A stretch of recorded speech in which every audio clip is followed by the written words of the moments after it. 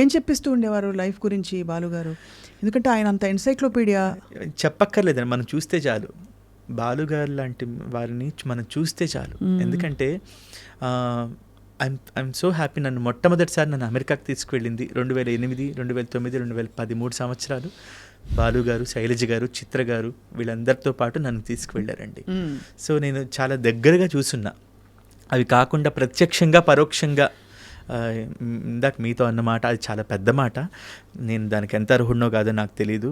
But media పరంగా కావచ్చు కాక, వారి స్నేహితుల దగ్గర, వారి కుటుంబ సభ్యులు ఎవరి దగ్గరైనా కావచ్చు కాక, చాలా సందర్భాల్లో బాగా పాడుతున్నాడు ఈ పిల్లాడు అని చేసి నా గురించి ప్రస్తావిస్తూ నా జీవితానికి ఇంకేం కావాలనిపించింది. ఎందుకంటే మనం ఎవరినైతే చూస్తూ పెరిగామో ఆ వ్యక్తి మనకు తెలుసు అన్న ఒక భావనే చాలా గొప్ప ఇది.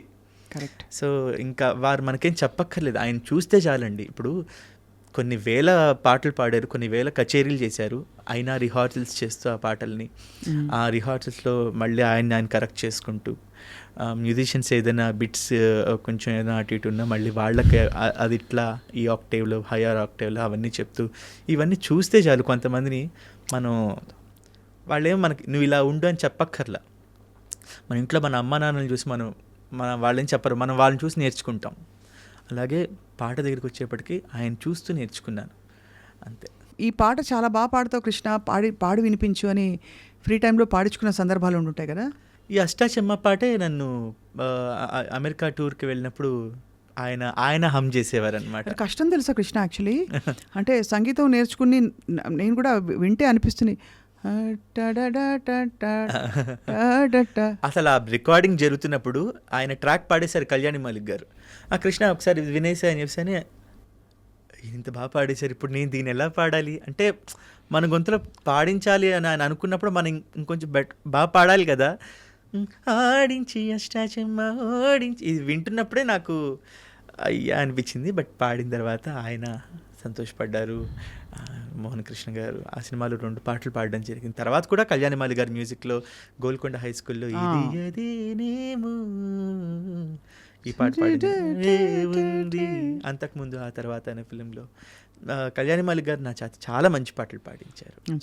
ఆయన పాటలన్నీ చేసినవి కొన్ని అన్న చాలా అంటే ఇప్పుడు చెప్తే నాకు కొత్త పాట నేను అనిపించదు, నేను విని నేను బాగా నలిగిన పాట అని అనిపిస్తుంది. ఎందుకంటే అంత ప్రాచుర్యంలోకి వచ్చేసింది పాట.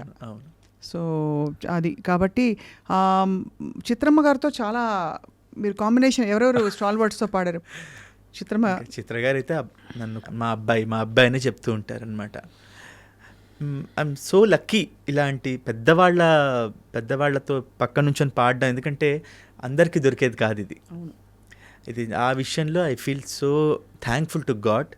బికాజ్ ఒక బాలు గారు, లేకపోతే చిత్ర గారు, శైలజ గారు అంటే సింగర్స్గా, లేకపోతే నేను పనిచేసిన మ్యూజిక్ డైరెక్టర్స్ కూడా కోటి గారు, మణిశర్మ గారు, కీరవాణి గారు, దేవిశ్రీ ప్రసాద్ గారు, ఇంకా తమన్ గారి గురించి నేను చెప్పక్కర్లేదు. ఎందుకంటే నా సగం జీవితం అంతా వారి పాటలతోనే నాకు ఆయన ఇచ్చిన బ్రేక్ డెఫినెట్లీ. ఎందుకంటే లాంగ్ స్టాండింగ్ అనేది చాలా తక్కువ సింగర్స్లా.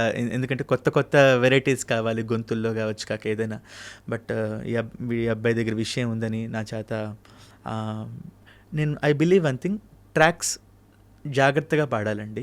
అది ఆయన కూడా అదే చెప్తారనమాట. మెయిన్ సాంగ్ పాడడం కన్నా ట్రాక్స్ పాడడం చాలా చాలా ఇంపార్టెంట్ అంటారు తమన్ గారు. ఎందుకంటే ఆ ట్రాక్స్ ఒక్కొక్కసారి ఓకే అయిపోతాయి. ఇప్పుడు వైకుంఠపురం టైటిల్ సాంగ్, వైకుంఠపురములో నగరిలో నామూల సౌధంబుద ఈ పాటలో ప్రియా చేసిన వైకుంఠపురములో లా లా లా లా ఈ పాట ట్రాక్ పాడారా? నేను ట్రాక్ పాడాను, ఓకే అయిపోయింది. అట్లా తమన్ గారు, త్రివిక్రమ్ గారు అందరూ కలిసి ఆ పాటని కృష్ణ గొంతులో బాగుంది ఓకే చేద్దామని వాళ్ళందరూ ఓకే చేయడం అనేది పెద్ద విషయం. అంటే మనం బాగా పాడేస్తే కాదు, వాళ్ళు కూడా దాన్ని యాక్సెప్ట్ చేయాలి. అవును. సో అది నేను ఆ పాటని ఏ పాట అయినా నా మొదటి పాటగానే అనుకుంటా. అలా అనుకోకపోతే కష్టం. మనం పాడేసంగా అనుకుంటే కష్టం. అలా అనుకున్న పాటలు వాళ్ళకి నచ్చి ఆ మ్యూజిక్ డైరెక్టర్స్ అందరూ, డైరెక్టర్స్ మిగతా టీం అందరూ కూడా, క్యాస్ట్ అందరూ కూడా ఓకే చేయడం ఐ బిలీవ్ దట్. సునీత గారితో కూడా చాలా పాటలు పాడాను మీరు. చాలా మంచి పాటలు అంటే పాడాను. ప్లేబ్యాక్ అంటే నేను అనేది కచేరీలు మాత్రమే అవునవును, ప్లేబ్యాక్. ఇప్పుడు ఇందాక మాట్లాడుకున్న కళ్యాణి మాలిక్ గారు, అంతకుముందు ఆ తర్వాత సినిమాలు నీలి నీలి ఆకాశం కూడా అది శ్రీరామ్ గారు పాడారు. శ్రీరామ్ గారు పాడారు. Okay okay, Sriram. సునీత గారితో 4-5 పాటలే.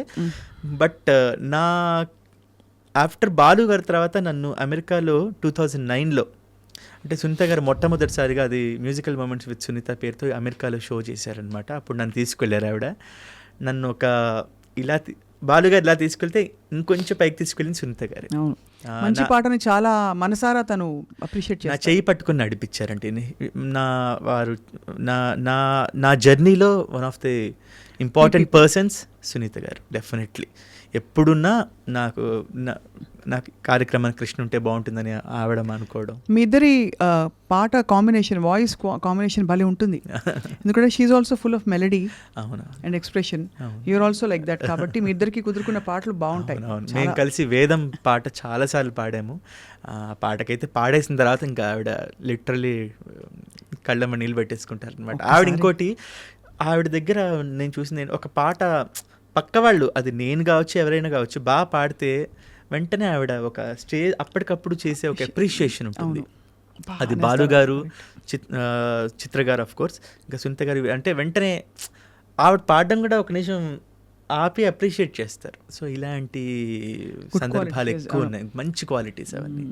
ఒక్కసారి వేదం బాలుగారి కోసం తలుచుకుందాం. సాగర సంగమమే ఒక యోగం, క్షారజలధులే క్షీరములాయే, మథనం ఒక అమృత గీతం, జీవితమే చిరనర్తనమాయే, పదములు తామే పెదవులు కాగా, పదములు తామే పెదవులు కాగా, గుండియలే అందియలై మృగ వేదం అణువణువున నాదం. Goose bumps. ఆ కంపోజిషను. ఒక మాట చెప్పాలి, 2009లో బాలుగారితో హరిహర కళాభవన్లో ఒక ప్రోగ్రాం చేస్తున్నప్పుడు నాకు అప్పుడు కొత్త పాటలు ఏవో పాడుతున్నా. బాలుగారు, శైలజ గారు, నేను, చైత్ర అనే అమ్మాయి పాడుతున్నాం.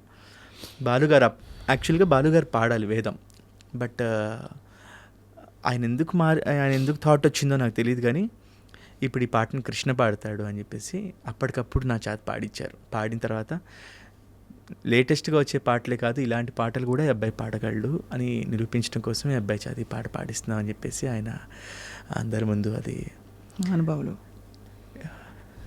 రియల్లీ మిస్ బాలు గారిని. చాలా గ్రేట్ మెమరీస్ అండి ఆయనతో. నాకే అసలు చాలా చాలా చాలా, కానీ అదే చాలా అన్యాయం అని అనిపిస్తుంది కదా. అంతే, ఒక పెద్ద దిక్కు లేకుండా అయిపోయింది అంతే. ఆయన ఉంటే ఒక మ్యూజిక్ ఇండస్ట్రీకి ఒక డిసిప్లిన్ మనం చూసి, ఒక కళ్ళారా చూసి మనం ఆనందంగా ఫీల్ అవుతాం అన్నమాట. అంతా ఆయన మిస్ అయ్యాం. Very miss. అది కూడా అలా మిస్ అవ్వడం చాలా అన్యాయం. ఎవరికి చెప్పకుండా దేవుడు చాలా ఇలాంటి టైమ్స్లో చాలా, అంటే ఆ టైంలో ఎవరు, అంతే. నాకు కూడా అదే టైంలో వచ్చింది కోవిడ్, నేను స్ట్రగుల్ అయ్యాను ఆ టైంలోనే. నాకు ఆగస్ట్ 5th వచ్చింది, నాకు ఆగస్ట్ 9th వచ్చింది. నేను సెప్టెంబర్ 2nd, 3rd కొంచెం బయటపడ్డాను. హాస్పిటలైజ్ అయ్యారా కృష్ణ? హాస్పిటలైజ్ అవ్వాలా, బట్ ఇంటి పట్టునే ఉన్నాను, హోటల్లో ఉన్నా. నేను ఈ సందర్భంగా చెప్పాలి, ఆ టైంలో నాకు తమన్ గారు చాలా హెల్ప్ చేశారండి.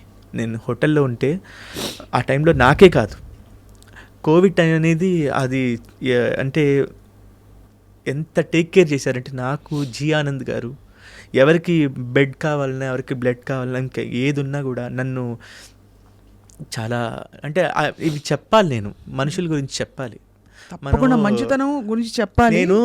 మన జనరల్గా ఇప్పుడు రోజు ఏవో వస్తూ ఉంటాయి వార్తలు, బట్ ఆ మనుషుల యొక్క మంచితనం గురించి చెప్పాలండి. ఇవి చెప్పేవాళ్ళు చాలా తక్కువైపోయారు. ఇప్పుడు మ్యూజిక్ పరంగా అందరూ మాట్లాడతారు మనుషుల గురించి, బట్ ఆ టైంలో నిజంగా నా పాప, అప్పుడు ఇంకా మంత్స్ బేబీ, మా వైఫ్, వాళ్ళిద్దరిని మా రిలేటివ్స్ ఇంటికి పంపించి నేను ఇంట్లో ఉన్నాను. మెయిడ్స్ ఎవరు కూడా లేరు ఇంట్లో అమ్మా నాన్న వాళ్ళు విజయవాడలో ఉన్నారు, ఎవరు వచ్చి చూడలేని సిచ్యువేషన్. జ్వరం బాగా అప్పుడు ఏవి నా వంట నేను చేసుకోలేని స్టేజ్, అంటే ఇలా ఏదైనా ముట్టుకుంటే కింద పడిపోయేది, ఏం చేసుకోలేకపోయాను. పాపతో ఉన్నాం కాబట్టి ఇంకా కష్టం. అప్పుడు తమన్ గారు హోటల్ రాడిసన్లో నన్ను సుమారు ఒక వారం 10 రోజుల పాటు నన్ను అక్కడ ఉంచి ప్రతిరోజు నాకు ఫుడ్ అవన్నీ, అంటే స్టార్ హోటల్స్లో అప్పుడంతా క్వారంటైన్ అంతా ఒక హోటల్ అంతా చేశారు. సో అప్పుడు అంటే ఆయన దగ్గర పనిచేసే వాళ్ళకి ఆయన చూపించిన అంటే ఇది అంటే టేక్ కేర్, ఎంత కేర్ చేస్తారనేది I need to mention this. ఆయన బంగారు తండ్రి ఎప్పటికీ బాగుండాలి, ఇంకా బోల్డ్ అంత విజయం చూడాలి. చాలామంది మ్యూజిషియన్స్ అందరూ రాలిపోయారండి, వాళ్ళ పిల్లలకి చదువు చెప్పిస్తున్నారు. కమల్ గారు, కీబోర్డ్ కమల్ గారు, అంటే ఇవన్నీ ఆయన చెప్పరు. ఇదేదో ఆయనకు సోప్ పూయడం కాదు. నేను ఎందుకంటే మనుషులం మనం, we need to talk good things. లేకపోతే ఇప్పుడు ఇవి చాలా అరుదైపోతుంది, అంటే ఎవరికి తెలీదు. నా ఒక్కడికి కాదండి, చాలా జియానంద్ గారికి ఇమీడియట్గా కావాలన్నా నాకు తెలిసి చాలామందికి తెలియకుండా ఇంకా చాలామందికి మనీ డొనేట్ చేశారు.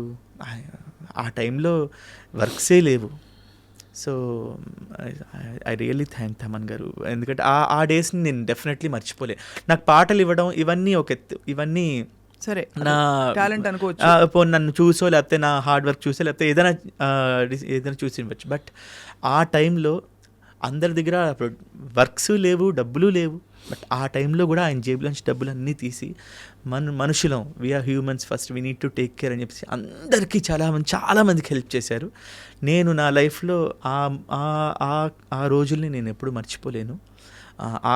ఆ టైంలో నాకు అన్ని రకాలుగా ఫినాన్షియల్గా కావచ్చు, మానసికంగా, మోరల్గా నాకు ఎక్కువ సపోర్ట్ చేసింది తమన్ గారు. సో నా ఒక్కడికే కాదు, చాలామందికి చేశారు. ఇవన్నీ దయచేసి భగవంతుడు ఆయనకి ప్రజలు తెలుసుకోవాలి. మంచి మాట చెప్పారు కృష్ణ. భగవంతుడు ఆయనకు కావాల్సిన విజయాలు, ఇంకా ఆయన ద్వారా ఇంకా ఎన్నో మంచి పనులు జరగాలని, అవన్నీ వచ్చేస్తే ఆటోమేటిక్గా మంచి కర్మలు తప్పకుండా ఫలిస్తాయి. ఇట్ విల్ కమ్ బ్యాక్, సత్కర్మలు కదా. సో బట్ ఆ టైంలో మీరు ఇంత కుమిలిపోయి, మీరు కృంగిపోయి, నేను డిప్రెషన్లో ఉన్నా. ఎందుకంటే బాలుగారిని హాస్పిటల్లో చూస్తున్నాను. ఆయన గురించి ఆ టైంలో ఎక్కడ బాలుగారు ఎక్కడ మాట్లాడే స్టేజ్లో ఉన్నారు. చాలా ఫస్ట్ ఇనీషియల్ ఫ్యూ డేస్లో ఉండిందేమో. అవును, ఎవరు ఫోన్ కూడా చేయొద్దన్నారు. April, I still remember, August 5వ తారీఖు ఆయనకి కోవిడ్ వచ్చినట్టు తెలిసింది. నాకు 9th తెలిసింది రిపోర్ట్స్లో. నాకు సెప్టెంబర్ 2nd, 3rdకి నాకు మళ్ళీ నెగిటివ్ వచ్చింది. బట్ తర్వాత కూడా ఇంకా నేను తేరుకోలేకపోయాను. ఆయన గురించి న్యూస్ అన్నీ తెలుసుకుంటున్నప్పుడు ఇంకా మనసు అయితే చాలా బాధ వేసేసింది. ఇంకేం చేయలేదు. ఇంకా అంటే దేవుడికి దండం పెట్టుకొని పూజలు చేసుకోవడం. ఎంతమంది విశ్వం అంతా ఆయన కోసం పూజలు చేసింది. అమెరికాలో ఉన్నవాడు ఆయన కోసం మృత్యుంజయ హోమాలు ఇవన్నీ ఎంతమంది చేస్తున్నారు. నాకు అదే అనిపిస్తుంది కృష్ణ, అందరి దేవుళ్ళ పాటలు పాడారు ఆయన. అవును, మా కోసం వచ్చేది తీసుకెళ్ళిపోయారు అంతే. ఇంకా దేవుడిని తీసుకెళ్ళిపోయారు. It's a very big loss. మీకు ఎప్పుడు తెలిసింది ఇంకా అంటే ఆల్మోస్ట్ హాస్పిటల్ నుంచి డిక్లేర్ చేయబోతున్నారని? సెప్టెంబర్ 21, 22 ఆ టైంలోనే, అంటే కొంచెం క్రిటికల్ అయిపోయింది. అంటే వార్తలు తెలుస్తూ ఉన్నాయి కానీ నేను వినదలుచుకోలేదు. ఐ డోంట్ వాంట్ టు, నాకు బాలుగారి మ్యూజిషియన్స్ కానీ అందరూ ఏ విషయాలని చెప్తూ వచ్చారు. బట్ నాకేంటంటే అసలు నా చెవికి వద్దు, బాగుంటారు ఏమో, రేపొద్దున ఏదైనా మ్యాజిక్ జరగచ్చేమో దాన్ని ఎన్ని ప్రేయర్స్ చేస్తూ ఉన్నాము, ఎందుకంటే అలాంటి వ్యక్తిని మనం కోల్పోకూడదు. ఇట్స్ వెరీ అన్ఫార్చునేట్ అంతే. చాలా ఒక పెద్ద, మీరు అన్నట్టు ఒక పెద్ద దిక్కు వెళ్ళిపోయింది. ఎందుకంటే మన జీవితం మనకే కాదండి, ఇప్పుడు మనం ఇలా బాధపడుతున్నాం. మన ప్రత్యక్షంగా ఆయన చూడకుండా పరోక్షంగా ఆయన పాటలతోనే బ్రతుకుతున్న వాళ్ళు ఎంతమంది గుండెల విసేలా ఆ టైంలో ఇంకా వేదనకు గురయ్యారంటే, ఉదయం లేచిన దగ్గర నుంచి సుప్రభాతం మొదలుకొని రాత్రి పడుకోబోయే జోలు లాలిపాట వరకు బాలుగారి పాటలతోనే మనకు జీవితంలో సుఖం వచ్చినా, కష్టం వచ్చినా, ఆనందం వచ్చినా, ఏదున్నా ఆ ఎమోషన్ అంతా బాలుగారి పాటతో ముడైపోతుంది. సరదా అయినా ఏదున్నా బాలుగారి పాటతో ముడిపడి ఉంటుంది అనమాట. సో ఇప్పుడు ప్రతి చోట ఆయనే ఉన్నారు అంతే. ప్రతి చోట ఆయన అసలు ఎన్ని భాషల్లో ఆయన నిజంగా ఆయనకి ప్రణామాలు, నమస్కారాలు అని చెప్పాలి. అఫ్ కోర్స్ ఇప్పుడు అప్పుడప్పుడు చరణ్ గారిని చూసినప్పుడు చాలా మనసు నిండిపోతుంది. నాకు మీరు ఇందాకన్నా స్వర వారసత్వం అన్నారే, అది ఇప్పుడు చరణ్ గారిలో ఎక్కువ కనిపిస్తుంది. ఇంకోటి బాలు గారు తొంగి చూస్తున్నారు ఇప్పుడు అనిపిస్తోంది. ఎందుకంటే అన్ని రకాలుగా ఆయన రూపంలో కావచ్చు, గొంతులో కావచ్చు, లేత బాలుగారి గొంతు గుర్తొస్తుంది కదా. ఇప్పుడు చరణ్ గారిని చూస్తుంటే బాలుగారు అక్కడే ఉన్నారు. చరణ్ గారి పాట వింటుంటే బాలుగారు, ఇది వరకు చరణ్ గారిది ఒక డిఫరెంట్ ఉండేది. నేను ఎక్కువగా చరణ్ గారిని ట్రై చేసేవాడిని ఇమిటేట్ చేయడానికి, ఎందుకంటే నాకు చరణ్ గారి గొంతు అంటే చాలా ఇష్టం. చాలా ఇంకొక చాలా ఎక్స్ట్రా చాలా చిన్న ఒక లబ్జ్ చాలా బాగుంటుంది, ఒక టింజ్ చాలా బాగుంటుంది చరణ్ గారిది. సో నేను ఐ ట్రై టు ఇమిటేట్ ఇది వరకు రోజుల్లో. బట్ ఇప్పుడు అసలు ఆయన చూస్తున్నా, ఆయన గొంతు వింటున్నా బాలుగారు అట్లా కనిపించేస్తున్నారు. సో ఒక సగం భారం దిగిపోయినంటే, అంటే ఓకే మన బాలుగారు అక్కడే ఉన్నారు, చరణ్ గారు గొంతులో పాటలో ఉన్నారు, చరణ్ గారు పాడుతుంటే బాలుగారు అలా ధ్వనిస్తున్నారు, మరి చరణ్ గారు చూస్తున్నా అలా బాలుగారు కనిపిస్తున్నారు. So we are happy. అండ్ అదే చాలా, అంటే ఇవన్నీ డైరెక్ట్గా ఎక్స్పీరియన్స్ అయిన వాళ్ళకే తెలుస్తుంది కృష్ణ. మీరు ఎంత అదృష్టవంతులు అనిపిస్తుంది ఒకలా. ఎందుకంటే బహుశా మీరు అన్నట్టు రేడియోలో బాలుగారి పాటలు వింటూ పెరగడం వేరు, ఆయన్ని కలుస్తావా అనుకోవడం వేరు, కలిసిన తర్వాత ఆయనతో కలిసి పాడడము, ప్రయాణం చేయడం, ఆయన చేత శభాష్ అనిపించుకోవడం, దగ్గర నుంచి చూడడం, దగ్గర నుండి ఆయన చూడడం, ఆ డిసిప్లిన్ అండి. ఫస్ట్ ఆఫ్ ఆల్ అది చిత్ర గారు, బాలు గారు వీళ్ళందరూ ఆ డిసిప్లినే we need to follow. Singing talent ఇవన్నీ మనం ప్రాక్టీస్ చేస్తే వస్తాయి. డిసిప్లిన్ మెయిన్గా, పాట పట్ల గౌరవం, భక్తి, భయం భక్తి. మనం 40,000 పాటలు పాడాం, ఏముంది మనం ఏం పాడినా వింటారు అని కాదు, అది లేదు అక్కడ. అది అండ్ అందరి పాటని అప్రిషియేట్ చేసే చిన్న టాలెంట్. పాట పాడుతుంటే మ్యూజిషియన్స్ వాయిస్తుంటే ఎంజాయ్ చేస్తూ ఉంటారు, వాళ్ళని అప్రిషియేట్ చేసి నా పాట వాళ్ళకి చప్పట్లు కొట్టండి అయ్యా అని బాలుగారు మ్యూజిషియన్స్ని పేరున ఇవన్నీ దగ్గరుండి చూశాను. సో ఇవి నా మనసులో అలా స్థిరంగా నాటుకుపోయాయి అన్నమాట. సో ఇవే ఫాలో అవడానికి ట్రై చేస్తూ ఉన్నాం అంతే. ఎందుకంటే మనం ఎంత ప్రయత్నించినా 1% కూడా రీచ్ అవ్వలేం. ఆ పెద్దవాళ్ళ ఇది ప్రయత్నిస్తూ ఉన్నాం అనుకోండి, ముందుకెళ్తూ ఉంటాం అంతే.